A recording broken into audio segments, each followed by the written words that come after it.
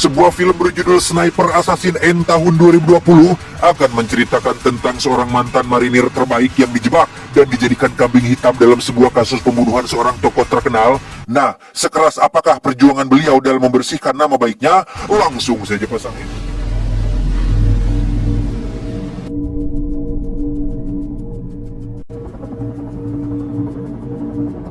Berlatar di Costa Verde, Amerika Tengah, kisah akan berfokus pada seorang wanita misterius di sebuah kamar apartemen, lebih tepatnya sekitar 1,2 mil dari acara pidato Menteri Perdagangan bernama Bruno Dias yang disiarkan secara online, sehingga dari siaran live streaming itulah wanita ini menjadikan Bruno sebagai target bidikan snipernya dan...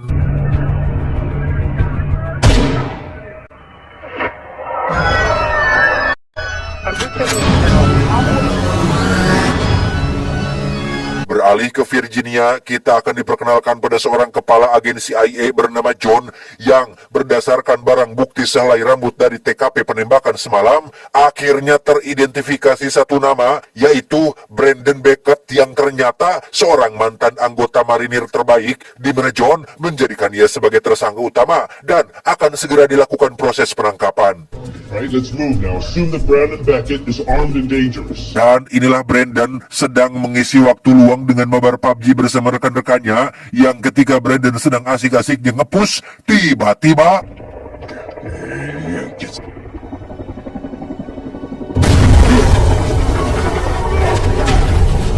Ya, Brandon yang merasa tak berdosa pun akhirnya diciduk tim SWAT utusan John, sementara di sisi lain TKP penangkapan tersebut, ada seorang pemotor wanita yang seperti sedang mengincar Brandon juga, namun karena sudah kapihelaan, si wanita memutuskan untuk pergi dan akan mengatur rencana baru.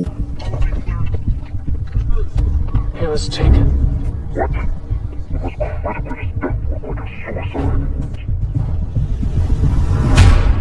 Disinilah Brandon sekarang dikurung di sebuah tempat interogasi. Ia dipaksa untuk mengakui kesalahan yang Brandon sendiri sama sekali tidak melakukannya. Tak lama, datang seorang detektif dari Departemen Keamanan bernama Zero yang meminta waktu sebentar untuk berbicara empat mata dengan Brandon. Tanpa sepengetahuan John, Zero berjanji jika dirinya akan membantu Brandon untuk mengungkap pelaku yang sebenarnya. I promise you I will get to the bottom of this. I'm not. I hope that's true. If you're guilty, it's gonna get really ugly. But if you're innocent, get him up and out of here. Let's go. Selesai dengan Brandon, Zero langsung menemui salah satu anggota John yang bernama kita panggil saja Yuli. Meskipun tuduhan pelaku masih terfokus pada Brandon, namun keberadaan seorang CEO perusahaan farmasi yang ikut hadir di TKP membuat Zero berasumsi jika ada kepentingan politik di dalam kasus yang sedang ditanganinya ini. So, what is a big pharma CEO doing up on that stage? It's a good question. Beralih ke sebuah bengkel di mana sang owner mendapat telepon penting dari seseorang yang memberi mereka sebuah pekerjaan baru. Entah jenis pekerjaan apa itu, tapi kita akan cukup dibuat terkejut saat mengetahui jika semua aktivitas bengkel ini hanyalah sebuah kamuflase dari profesi mereka yang sebenarnya, yaitu adalah kelompok mafia pembunuh yang sudah jadi langganan para oknum penjabat.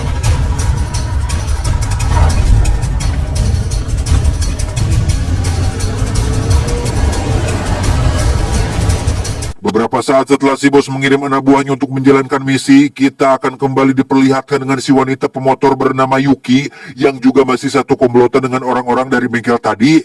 Faktanya, selain Yuki adalah pelaku penembakan di awal film, kini ia dikirim untuk membantu anak buah si bos bengkel dalam sebuah misi penyergapan, di mana target mereka kali ini adalah Brandon yang akan dipindahkan ke sebuah lapas keamanan tingkat tinggi.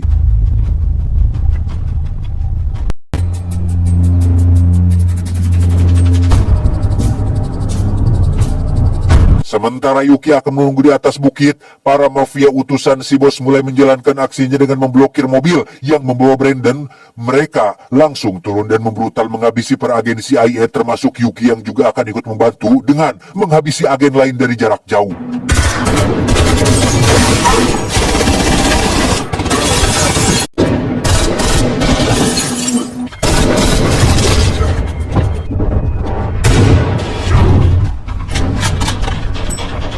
Tersisa Brandon seorang, ia merebut kunci borgol dari salah satu mayat dan berhasil melepaskan diri. Namun, lepas saja belum cukup karena Brandon masih harus membereskan pasukan si bos bengkel yang masih tersisa, termasuk Yuki yang saat ini sedang mengincarnya dari kejauhan sehingga...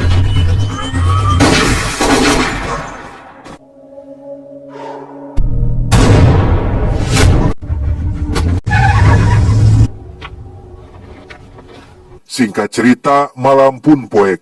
Beralih ke sebuah restoran elit ketika Jero sedang menemui CEO perusahaan farmasi yang sempat ada di TKP penembakan Bruno. Beliau bernama Donald. Setelah memperkenalkan diri, Zero tanpa basa-basi mengajak Donald untuk mengobrol sebentar, sehingga acara makan malamnya bersama sekretaris gemoy pun terpaksa harus tertunda. Can you give us a minute? That's good. Thank you.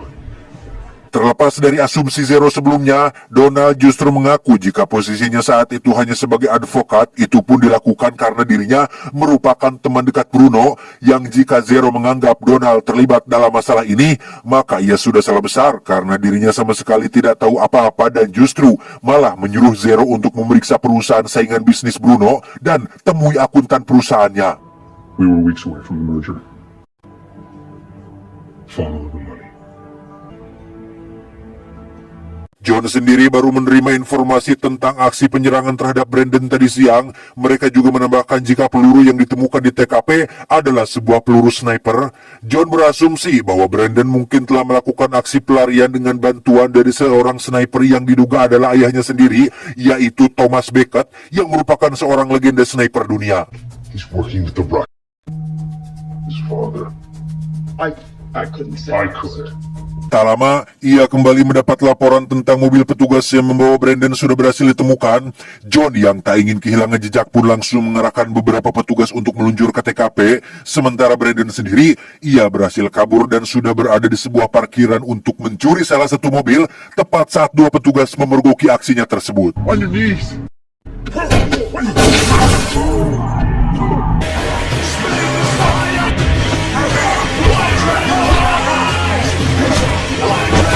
Dan ya, Brandon berhasil melumpuhkan dua petugas tapi tidak sampai membunuhnya. Selesai merampas salah satu pistol, secara kebetulan Brandon melihat seorang Kang Grab yang sedang mangkal tak jauh dari sana sehingga ia langsung meminta orang tersebut untuk maunya pergi dari sana. Can you put that in a glove box?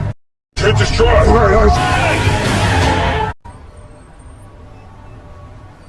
Tak lama, Zero mendapat kabar dari Yuli tentang status Brandon yang kini resmi menjadi buronan paling berbahaya.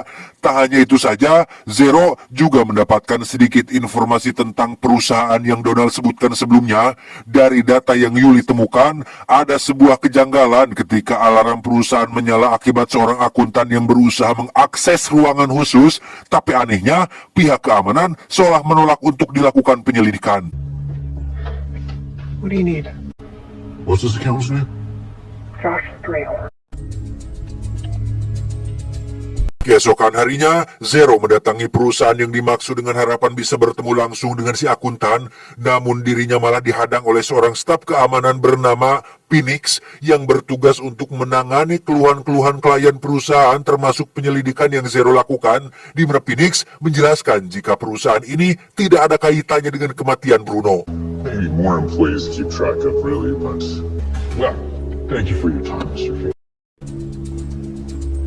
Tak puas dengan keterangan Phoenix barusan, Zero meminta Yuli untuk mencari informasi tentang latar belakang si Phoenix ini. Namun, belum juga Yuli melakukannya, ia tiba-tiba dikejutkan oleh kedatangan John yang menegur Yuli dan memintanya untuk fokus hanya pada kasus Brandon saja. God damn it, Clover. I told you I wanted you to focus on Beck. You understand? Yes, sir. Good. Selesai dimarahi oleh John, Yuli diam-diam mengirimkan pesan kepada Zero tentang satu orang yang berhasil selamat pada aksi penyergapan Brandon tempo hari, di mana orang yang dimaksud ternyata adalah si bos bengkel yang saat ini sedang menjalani perawatan di salah satu rumah sakit.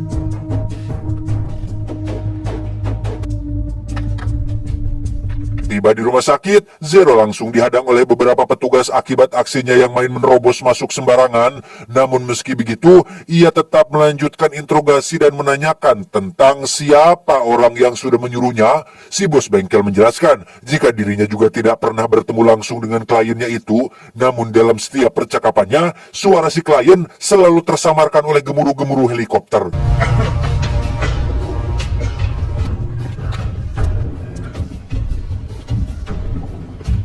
Disinilah Brandon sekarang berdua dengan Kang Grab di daerah pinggiran kota. Tak ingin melibatkannya dalam masalah, Brandon sekonyong-konyong membawa kabur mobilnya yang setelah beberapa meter berkendara, mobil yang dibawanya malah mogok di tengah jalan sehingga Brandon terpaksa numpang di salah satu mobil box yang sedang mangkal.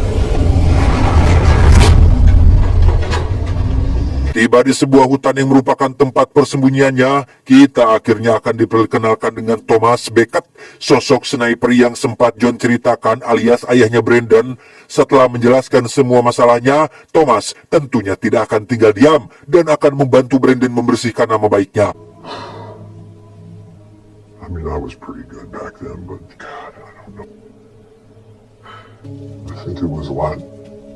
Di saat yang sama, penggeledahan di apartemen Brandon kembali dilakukan oleh John dan Zero, namun hasilnya tetap saja nihil. Beruntung salah satu petugas menemukan secari kertas bertuliskan semacam koordinat, sehingga berdasarkan titik koordinat yang tertera pada kertas tersebut, John berasumsi bahwa itu adalah lokasi Thomas ayahnya, dan saat ini Brandon mungkin pergi menemuinya. Hey, let's wrap it up. Let's head back to the safe house. Sementara John dan tim bergegas pergi, Zero kembali menyusuri area sekitar dan menemukan foto lama saat Brandon masih di kesatuan, di mana Zero cukup dibuat terkejut saat menemukan wajah Phoenix dalam fotonya. Demi memastikan kebenarannya, Zero meminta Yuli untuk mencari informasi tentang pria ini. Namun dari data yang Yuli punya, pria ini memiliki nama lain saat di kesatuan dan sudah dinyatakan tewas 5 tahun yang lalu. We're gonna find out. Okay. Penasaran dengan sosok Phoenix, Zero kembali ke perusahaan dan secara kebetulan bertemu dengan si akuntan yang saat itu baru selesai bekerja. Tanpa basa-basi, Zero langsung menciduk dan memintanya menceritakan tentang peristiwa pembunuhan Bruno beberapa hari yang lalu. Si akuntan menjelaskan bahwa yang telah menyebabkan alarm keamanan perusahaan berbunyi adalah si Phoenix, yang ketika Phoenix memaksa si akuntan membuka rekening luar negeri untuk menggelapkan uang perusahaan sebelum terkena dampak dari rencana pemerintah terkait penggabungan dua perusahaan besar tersebut. Phoenix made me do this. Kembali ke persembunyian Brandon, mereka tiba-tiba dikejutkan dengan suara alarm pertanda ada seseorang yang mendekati pondoknya, dan benar saja, rupanya itu adalah pasukan tentara yang sengaja John kirim untuk menangkap mereka. Sementara Thomas akan menyerahkan diri, Brandon diminta untuk kabur lewat jalur rahasia yang akan membawanya sampai ke titik aman. You follow this tunnel, it'll take you outside of the perimeter. Once you get there, you'll see a path. Take a heading northeast on the path. Go. Di tengah situasi tegang yang sedang berlangsung, ada sebuah informasi dadakan dari Zero terkait hasil penyelidikannya, di mana si akuntan sudah siap memberikan kesaksian bahwa sebenarnya Brandon tidak bersalah. Namun, hal tak terduga terjadi saat John baru saja menarik mundur pasukannya, yaitu... I repeat, Delta, stand down. Standing down. Oh my God. Alhasil, John pun langsung menyalahkan Zero dan menganggap jika penembakan yang menewaskan anak buahnya barusan disebabkan oleh Brandon dan Thomas, padahal mereka sendiri sama-sama tak menyangka jika ada orang lain yang sengaja menjebak mereka berdua. Sementara Thomas melihat sekeliling untuk mengetahui keberadaan si sniper, Brandon memutuskan naik ke saung rangon untuk memeriksa dari atas sana. What do you see, Dad? Because I see Jeff. Dari balik rerumputan, ada sosok pelaku yang masih belum terlihat wajahnya. Menyadari jika dirinya sedang berhadapan dengan sosok dua sniper profesional, si pelaku memilih mundur untuk sementara waktu. Namun karena saat ini posisinya sudah terkepung, ia pun membidik tangan salah satu tentara yang sedang sekarat untuk mengalihkan perhatian Thomas dan Brandon.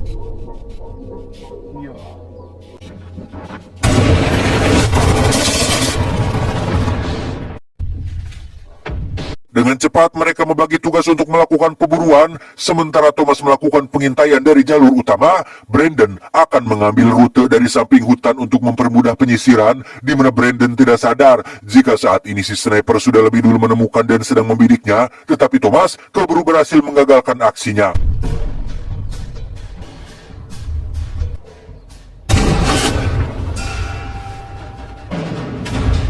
Brandon pun bergegas menuju sumber suara dan langsung menyerang si pelaku yang ternyata adalah Yuki. Selain mahir sebagai seorang sniper, Yuki juga memiliki kemampuan mumpuni dalam berkelahi. Hal itu terbukti saat dirinya menghajar Brandon habis-habisan hingga berhasil membuatnya dalam posisi terpojok.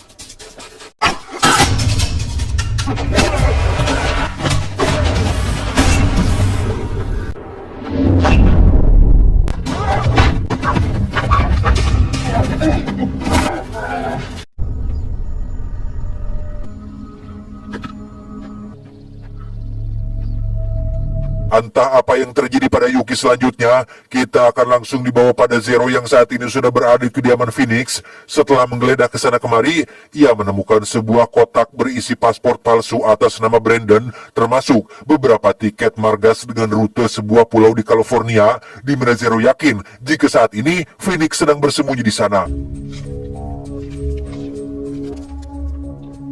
Tunbury, California. Okay. Masih di hari yang sama, Zero mendatangi dermaga sesuai yang tertera dalam tiket. Setibanya di lokasi, Zero langsung menginterogasi salah satu nakoda untuk menanyakan seorang penumpang atas nama Brandon. Tak lama, ada sebuah helikopter yang lewat, seketika membuat teringat pada si bos bengkel tentang suara kliennya yang selalu tersamarkan oleh sebuah helikopter, sehingga Zero meminta si nakoda untuk mengantarnya menuju salah satu pulau yang terdapat helipadnya. Time for a long-winded explanation. This is a matter of national security. Beralih ke persembunyian Brandon, setelah berhasil menangkap Yuki, Brandon menghubungi John dan memintanya untuk menjemput Yuki. Tak hanya memvalidasi jika dirinya tidak bersalah, Brandon juga menugaskan bahwa wanita inilah sebenarnya yang harus bertanggung jawab atas semua tuduhan yang selama ini diarahkan kepadanya. I'm heading in now. But it won't be necessary. We'll be here waiting. Setelah diidentifikasi, ternyata Yuki adalah seorang pembunuh bayaran kelas kakap asal Jepang yang sudah melanglang buana di dunia bunuh-membunuh. Bahkan ia mendapat julukan Dewi Kematian di kalangan para Yakuza. Setelah terbukti bahwa Yuki bersalah, maka tugas John selanjutnya adalah mengungkap korelasi antara si Yuki dengan Bruno Diaz. Oh my god, this is like the day that never ends. Dengan tertangkapnya Yuki, Brandon akhirnya dibebaskan dari segala tuduhan dan dicopot dari statusnya sebagai buronan CIA. Meski kali ini, mereka masih harus menyelesaikan perburuan terhadap si Phoenix yang untuk menariknya keluar dari persembunyian, Brandon berinisiatif untuk menjadikan Yuki sebagai umpan. Here's what you need to know about that son of a bitch. When we were deployed, I watched him murder down her store while we're doing recon in a small village. Yakin jika rencana ini akan membuahkan hasil, John pun meminta timnya untuk membawa Yuki ke markas. Karena Yuki sebenarnya hanya seorang pembunuh bayaran, John pun melakukan kerjasama dengannya, yang jikalau Yuki berhasil menjalankan rencana ini, maka ia akan langsung dideportasi dan dibebaskan dari tuntutan hukum atas semua kejahatan yang dilakukannya di Amerika.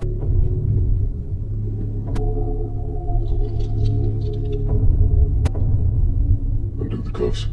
Setelah semua sepakat, mereka langsung menjalankan rencananya dan menghubungi Phoenix dengan alasan meminta bayaran atas pekerjaan Yuki, sehingga keduanya sepakat untuk membuat jadwal pertemuan. Yuki akan membawa Brandon hidup-hidup dan menyerahkannya pada Phoenix, sementara untuk Phoenix, ia harus menyiapkan sekoper uang yang sudah disepakati sebelumnya.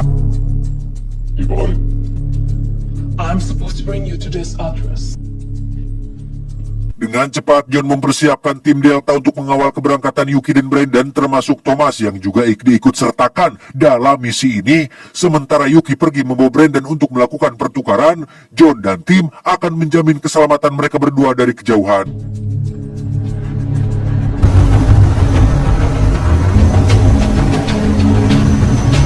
Ternyata rumah yang saat ini Zero datangi adalah rumah milik si Donald, di mana Zero belum menyadari jika keberadaannya saat ini sudah diketahui oleh Phoenix, sehingga Son of a...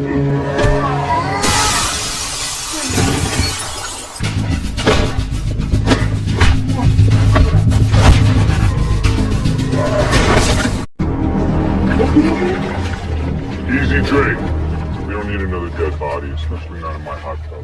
Ya, dari sini terungkaplah bahwa Donald adalah dalang di balik rentetan kejadian yang selama ini Phoenix lakukan. Dengan fakta bahwa perusahaan Bruno mengancam kelangsungan bisnis Donald, ia mulai membuat rencana sedemikian rupa untuk menyingkirkannya, yang ketika Phoenix akan menghabisi Zero, Donald langsung menghentikan aksinya barusan karena ia sudah menyiapkan cara khusus untuk menyingkirkannya.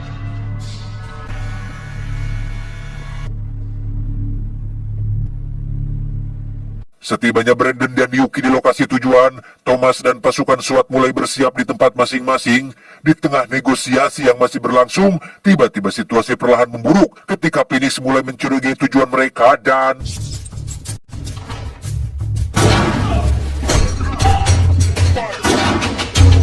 Ya, Phoenix berhasil menjatuhkan Yuki dengan Brandon yang kini dalam posisi tak berdaya. Melihat Brandon terpojok, Thomas pun melayangkan tembakannya dan berhasil mengakhiri semua mimpi buruk ini.